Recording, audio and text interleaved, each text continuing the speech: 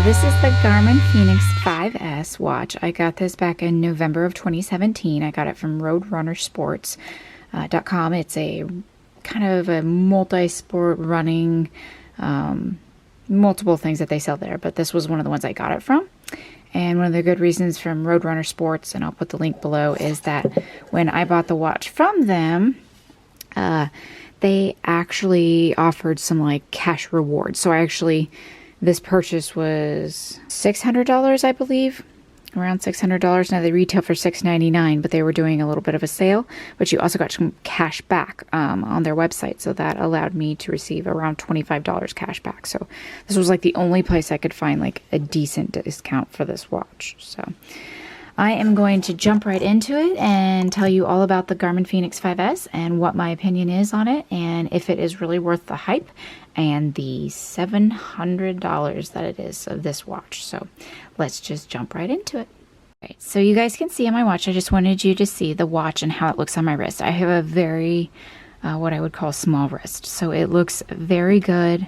It is quite a large watch, but it doesn't feel too large for my wrist. I have the 42 millimeter watch, so it doesn't feel, like I said, too big for it. It just feels about the right size, because I don't want the display to be too small where I'm, having to get out a magnifying glass on a cycling ride or something to see what it's telling me about, my distance or my speed. So I do like the size of the 42 millimeter from someone that's more of like a petite triathlon racer.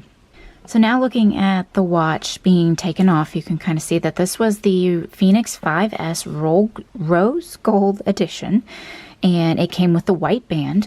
And you'll also see that this also has the quick release tabs on the back. I have actually ordered another band, which I will show you in just a second, from Amazon. They're about $10, but yeah, they have these quick release tabs that you just lift up, and then it releases off this bar hinge, and then you can just slap back on another band. So the bands are very comfortable. It's a very kind of pliable material. It's soft, but it's not like where it gets sticky when you really get sweaty and hot. So I really like that part about it.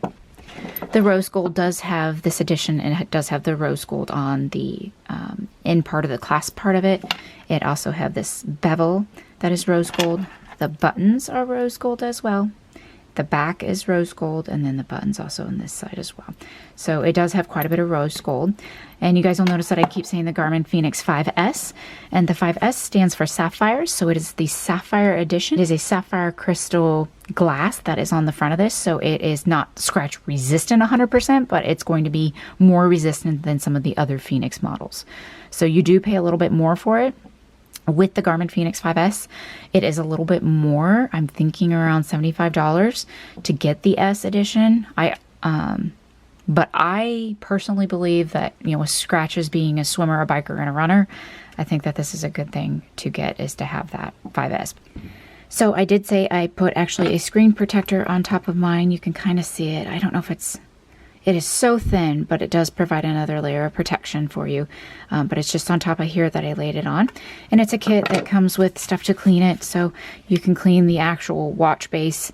I actually got this before I even got the watch, so I knew as soon as I got the watch I would actually put this on. But then it actually comes with multiple ones, but you can see as you pull out that this is just another lens protector that it has inside of it. So this is just to protect your investment that you're making on this watch. It's very expensive, so it is something good to order. I think I got this for like $7.99 on Amazon. So again, another good thing to consider if you're going to make the investment into the Garmin Fenix line. This is another good way to protect it. I also said on Amazon that I was purchasing another watch band. So with it being springtime, I wanted to order a different watch band. Again, I think these were like $7 to $10. Don't quote me on that. But again, they're just those quick release tabs that they have back here so that you can snap these on and change colors. They had 20 different colors. I just like the pastel pink. That's my preference. So this is just something that you can, with the Garmin Fenix 5S, you can switch out with the quick release tabs. I did previously have the Garmin Forerunner 235. The Garmin Forerunner 235 was an excellent watch, but I know when I was actually changing out the watch bands, now this is the Fenix, you would actually have to use these little screws and tools, and it was quite the process to get a watch band out, where these quick release tabs have been very convenient. All right, so the back of the watch, you'll see that there's 3 LED diodes. So those 3 LED lights are going to be what actually shines on top of your wrist. So that is how it's getting your heart rate. It's a constant beam of light, and it's really, really rapid. So again, it's going off because it's not searching for it right now. It's not up against my skin. But as soon as I put it up against my skin, it's going to start those 3 rapid lights, and that's how it's searching for my heart rate. So those are going to be your LED heart rate sensors. So you'll kind of see it's back on again, it's searching for it, and that's where your heart rate comes from. It also says up here it's 100 meters of water resistance, and I'll get into the swimming and what I think about it with laps and all that. And then this is also where you charge, is right here. So I will show you that cable. So this is the cable that goes directly into here. And then this is a USB port, so you can plug it into any USB charger, or I just personally plug it into my computer. So it's about 1 foot long. And then, yeah, like I said, it just plugs into the watch and it charges it. It takes, like, I get my watch down to 5% or so. It takes, I would say on average, to charge this 4 hours to get a full charge. I would say the battery on this watch is night and day from the Forerunner 235. I recently took this Walt Disney World and I ran every other day around 5 miles. And when I did so, it not only, you know, kept the activity tracker, the timing, the messaging, all of the smartwatch features, and it also recorded my workouts.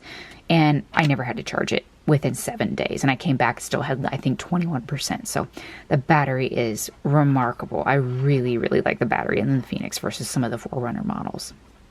All right, so on this part, you guys will see that my watch, it's 2:17 is the time that's displayed. And then it's kind of hard to see with the lighting, but it looks like there's Christmas lights. Well, this is actually Woodlands, Texas for the Ironman Texas. It's one of the pictures I actually took from offline, and I'll tell you about that, but it's a Garmin Faceit App, and I'll show you that. So right here on my phone, you'll see that I have a Garmin Faceit App is what it's called. So that app is, and I'll go into it. So the Garmin Faceit App will actually let you pick photos and then whatever you want to have displayed. So if you actually want like an hour hand and a minute hand, if you want to see miles or steps or your battery. So I chose that I want to see as many things as possible, but we love Disney, so I chose some of these Disney animation ones. I just did the Dopey Challenge, it was like 48.6 miles. And then I had some different holiday ones. And then this is, I'm training for a Texas Ironman, so I chose one of those pictures. So it is a really cool app. You should check it out. A lot of the Garmin models this will work with. But this is a cool app to use. So yeah, like I said, it's the Garmin Faceit app. So that allowed me to use a photo for my watch. So that is a really cool feature that it has. And then Garmin, of course, has its own app where it has multiple ones. So if you want to see more data actually displayed on your wrist all the time, you can choose to do that as well. I have been swimming and biking and running. I am coming up on my 6th Ironman at Woodlands, Texas for 2018, and I have been training with this. And like I said, I've had it for about 4 months, and I really wanted to get kind of a preview of, an overview, I guess, of how does this watch work. I didn't want to just like review it 2 weeks out of the box and be like, yeah, it works great, I love it. I really wanted to get into the sport and really, you know, swim and bike and run and put some miles on it and see if it really worked well, as people have been saying. So I'm going to kind of navigate you through. So this is like your play button, and I'll show you that. So I'm going to hit it right now. And this is your multiple options that you have. So this is going to be your up. This is going to be your down. And you can see it'll scroll through them. But these are the options that I have been using. Okay. So I'm going to go back up. You have run, which is like running outside. You have treadmill, obviously your treadmill. And then you have biking outdoors, biking indoors, which I'll get to that too. Pool swim, open water swim, triathlon, walking, and then there's a whole slew of more apps, which is all those kind of like multicolored dots down there. But these are the ones that I have been using and I have been familiar with, and I wanted to review them for you. So I will start with the top. So the run, I'm going to select that. So to select it, I'm hitting this play button over here on the side. And you can see it's saying that it's getting connected to my phone. It needs a heart rate sensor and then my battery. And then it's going to display timer and pace. So it's searching right now for GPS. Once it finds it, it takes on average 30 to 45 seconds to pick up a satellite, at least where I live here in Kansas City. And then it'll be ready to run. So as soon as you're ready to run, you hit that play button and you'll hear a beeping sound, and then it'll vibrate on your wrist. And the vibrate is it's a strong vibrate. It doesn't feel like a cheap vibrate. It really lets you know what's going on. Because with the winter activities I've been doing, I have 3-4 layers on my wrist, and I really like the vibration with this versus the Forerunners. It's a very strong vibration. It gets my attention. Okay, so hitting play to get back to running. So I'm running. If you want to stop, you just hit the button again to stop. So if you get to a stoplight, you stop it there. And then same thing, you have your options. So I'm going to say I only ran for 28 seconds. You can resume, you can save, you can resume later, you can go to laps, back to the start, or discard. So I'm going to discard this because I ran 0 distance at a 0 pace. And I'm going to hit the arrow button, and I'm going to scroll down to yes, discard. So it's discarding it right now. And you can, but I personally have had no problems with it, and I really enjoy it. Very accurate, because I'll go back and even look it up and map it out on Google, and it is accurate on the distance. So point to point is very good. So the option that we have here is treadmill. So I'll hit that one. It's very similar. So a lot of these are going to look the same as we keep going. But the treadmill one, I have noticed the same thing. It's a little less accurate on the treadmill versus running outside. Obviously, it's not tapping into that GPS. The first time you do use that treadmill option, it will try to calibrate for you. So I ran like 3.3 miles is what my treadmill told me. And it said, ran 3.3 miles. And I hit yes. And it said, now calibrate it. So know when you get your watch and you first open it up, when you're on the treadmill, that first time that they ask you 3.3, and I was like, oh yeah, that's what I ran. Yes, it is calibrating it. So I thought, ooh, maybe I should have gone a little less, because my treadmill can tend to over-calculate. So it can give you a little bit more distance than what you really ran. This is biking outdoors. Like I said, it looks exactly the same. I have distance, overall time, and then speed. And I will actually show you what it looks like on my phone once you get the data. There's the Garmin Faceit App. So now I'm going to the Garmin Connect App. So this is what's actually going to display your data. So this is where you're going to get your activities. Yesterday, I did like a 30-mile bike ride outside. It was 34 degrees. It was a quick one. So let's go into my activity stats. I'm going to go into cycling, and we're going to pull that up. So 61 miles this week. Really getting back into it. But Overland Park cycling. So I'll show you some of the things that it shows. So I biked for 1 hour and 50 minutes. It shows me my distance of 27.9. So you'll see, like, as I'm showing things on the watch, yeah, it shows you time, distance, pace, and then it'll show you things at the end, which I'll talk about. But when you really want to see your data, you come to your phone or your computer. Burned about 1,000 calories. And then down here, you'll see your map. And then you can press the play button, and it'll show you kind of the route that you took as well. And I'm going to highlight this tab. And so average moving speed was 15.2. Max speed, 33 miles an hour. So you can kind of see like the data that you're getting. So my heart rate got up to 186 beats per minute. 155 was going to be my average. Anaerobically, I did more anaerobic workout than I did aerobic.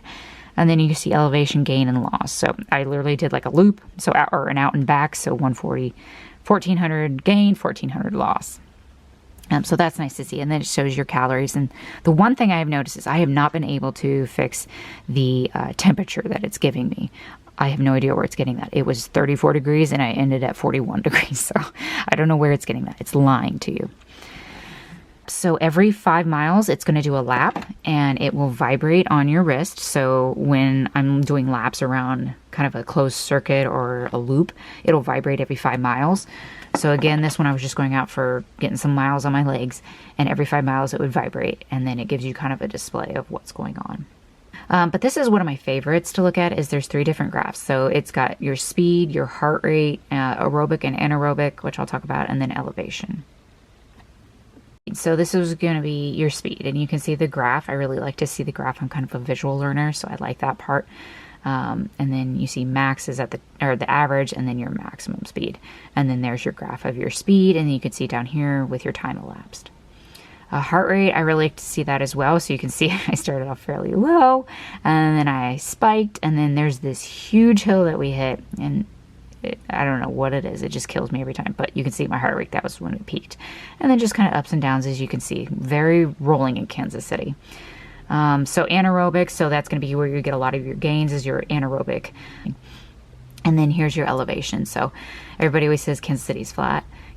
Well, Kansas is flat. Kansas City is not. So you can see we are just a very rolling hills area towards the temperature. And then here's your heart rate zones that it has down here.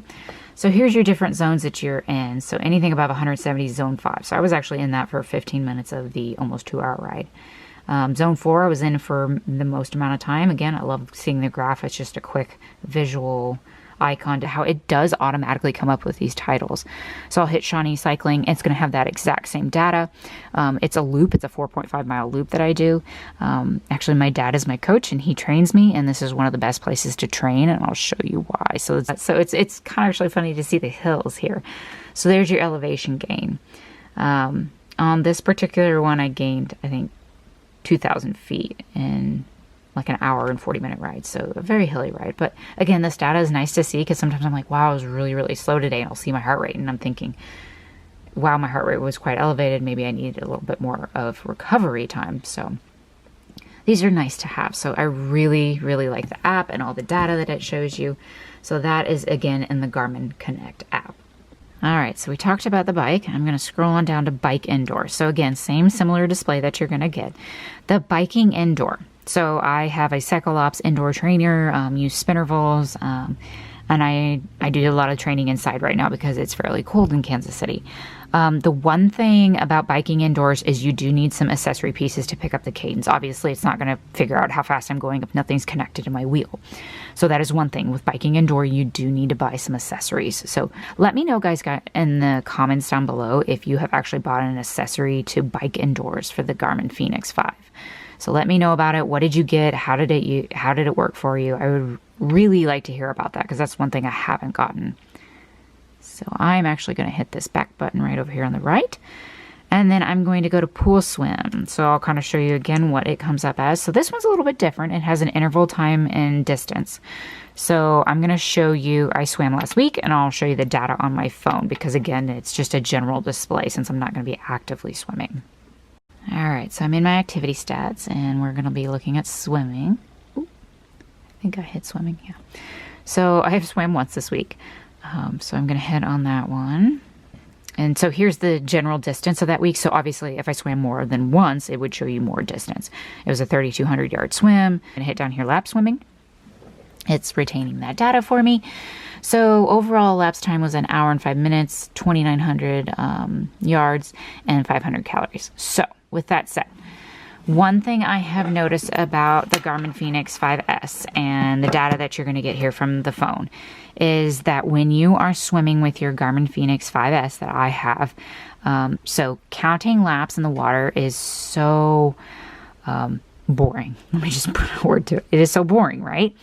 The watch does a very good job of calculating. So when you jump in the water, it's going to ask you, are you in a 25-yard pool or 50-meter pool? Or, it's going to ask you that. So I was in a 25-meter pool. So I input that data, and it took just a few seconds. It wasn't like I had to sit there out of the pool for a couple of minutes and put in all the data. But it asked me that and count the laps for me. So I was doing I warm up always with 1,000 yards. It was really nice to look down at my watch. I kind of drifted off because I got an audio flood, which is a device that I'm using to listen to music in the pool, which is a game changer. I absolutely love it. I kind of lost track of where I was, and I looked down at my watch, and it was really nice to see that it was that I had gone 725 yards. So it was nice to kind of have somebody counting the laps for me so I could kind of space out a little bit more. So that is very nice. It is, however, this watch will only collect the data from whatever hand it is on. So with that being said, do remember that I was doing one-arm drills when I had it on my arm doing one-arm drills, and I was doing a 400 set. I looked down at my watch, and it told me that I had only swam 200. And I was thinking, well, why now is it not working? Well, it made total sense. It's counting the laps that my left arm was moving because it's on my left arm. I also did a 600 kick, and same thing. Didn't collect any of that data. So this was actually a little bit longer of a swim. But again, just take that into account. It does a very good job of counting for you. And I really do like the swimming feature that the Garmin Fenix 5S has. When you are swimming, if you choose to do Anything other than freestyle or front crawl, whatever you want to call it, backstroke, it will not be an accurate count. So if you want to know your yards or meters that you're swimming, if you're doing butterfly or breaststroke, it will not be an accurate count. I have found that that was not accurate. So do know that as well.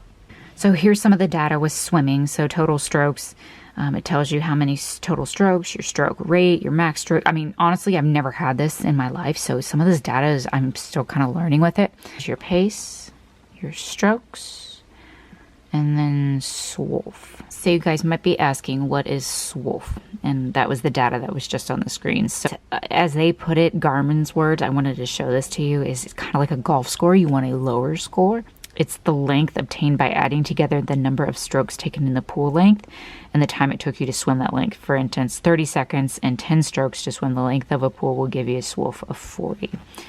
So it just kind of gives you an extra idea. I didn't even know that this was a SWOLF. My SWOLF is a 37. I've never used the Fenix to swim before. So I'll have to kind of see how I do over time. Similar to the swimming, so it's going to go off a GPS. It's going to calculate a general distance that you're swimming. And then again, give you some of that data that we just saw with the swimming. So I'm going to scroll through so you can see the weather. It's 36 degrees out, 0% chance of precipitation. Text messages will come via to my watch. So that's nice to also look at as somebody text messages on my phone. It's stored back in, you know, my jacket or whatnot. It'll come across here and I can see who in the general text message. No events, so something on my calendar, it'll come up at that certain point in time that I've logged it into my phone. It has an altimeter, so it's going to tell you your general direction. So we are actually looking south as we are filming this right now. The barometer as well, and this is something that the Fenix has that not all of the other Garmin lines have. So the altimeter does give you more accurate data. And then this is steps, so 3,700 steps. And then it just shows your last sport. So that was the one that we talked about, the biking yesterday, and just gives you general overall. And then fitness and load. So these are some of the things that they will tell you when you finish working out. So when I finished working out with my biking, I'll kind of tell you what information is displayed. Alright, so I'm the one who's been talking to you about the Garmin Fenix 5S. So some of the data that you get when you actually finish like an exercise, so maybe running outside. So if you run 10 miles, it's going to display your pace, your distance that you ran, the overall amount of time that you had used to complete that distance. And then it's going to give you things like your VO2 max, your lactate threshold, which is some different information that I didn't have with the Forerunner. And these are important because it's going to kind of tell you a general of, are you improving overall? And you can read about VO2 max and lactic threshold, but overall it's telling you over time as you see these numbers displayed when you finish. Are you improving? Are you getting more aerobic fitness? How are your oxygen demands? And then at the end, it kind of gives you, it kind of snapshots it for you, and it'll say rest or take an easy day tomorrow. So I did, but because of what had accumulated, it gave me a general snapshot, and it said take a day off and rest, just because it accumulated all that data from the lactic threshold, the VO2 max. I was mostly in an anaerobic state. I did 2,000 feet of gain and hill cycling one day. So that snapshot that it gives you, it'll say, you know, easy effort needed, or train as needed, so continue with what you've been doing. So it's really nice to just look down at your watch. I hope, like I said, you can dig into the Garmin Fenix 5S and get a chance to try out this watch. I will not be disappointed. And don't forget to check out all my other reviews. I'm reviewing things from Betty Design apparel to the new Hoka Nepali, which is the new Hoka Clifton shoes. So do check out all my other videos that I have, and please do not forget to hit that subscribe button. I like to review things for you, like the Garmin Fenix 5S, from shoes to Betty Designs apparel to how to clean your bike. So all those different things, and some training tips that I like to bring you along and show you with how I am training for my Ironmans. So please don't forget to hit that subscribe button, and I will see you all next time for the next review.